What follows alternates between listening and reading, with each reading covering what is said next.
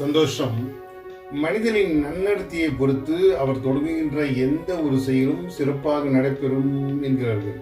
நீங்கள் எந்த செயல் செய்தாலும் சரி, அது ஒரு தொழிலாகட்டும், ஒரு ஞானிகள் குருமடலையாகட்டும், நீங்கள் மிகப்பெரிய வியாபார ஸ்தலமாகட்டும், எது இருந்தாலும் அதனுடைய தன்மை வேண்டும், அறம் வேண்டும் என்கிறார்கள். லிங்சோ என்று சீடர் மிகப்பெரிய மடாலயத்தை நிறுவி வந்தார்.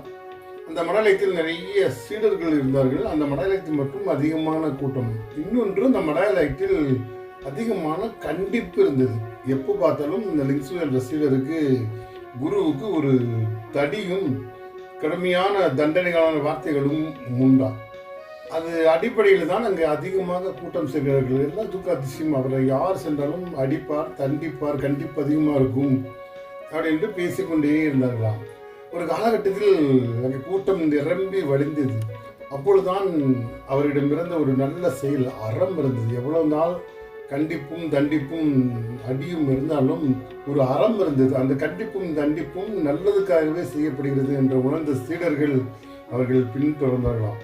பெரும்பாலான நேரங்களில் எங்கே கண்டிப்பும் தண்டிப்பும் அறத்தோடு கூடியிருக்கிறதோ அங்கே மிக செழிப்பான சூழ்நிலை உருவாகுமாம். அதே போல்தான் மனித வாழ்க்கையில் இல்லறத்திலும் நல்லறமாக அன்பும் கண்டிப்பும் அனுசரிப்பும் அறமும் இருந்தால் அந்த இல்லறமும் நல்லறமாக மாறக்கூடிய சூழ்நிலைகள் உருவாகும்.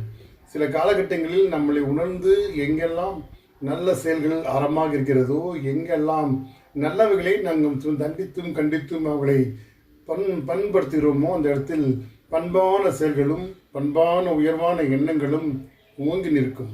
கூட்டமும் நிரம்பி வழியும். சில காலகட்டங்களில் நமது உணர்ந்து செய்து கொண்டால், அது அறத்தோடு உணர்ந்து செய்து கொண்டால் வாழ்க்கையில் அழகான ஒரு பாதை நம்மை வழிநடத்தும் என்றார்கள். சந்தோஷம். வாழ்க வளமுடன்.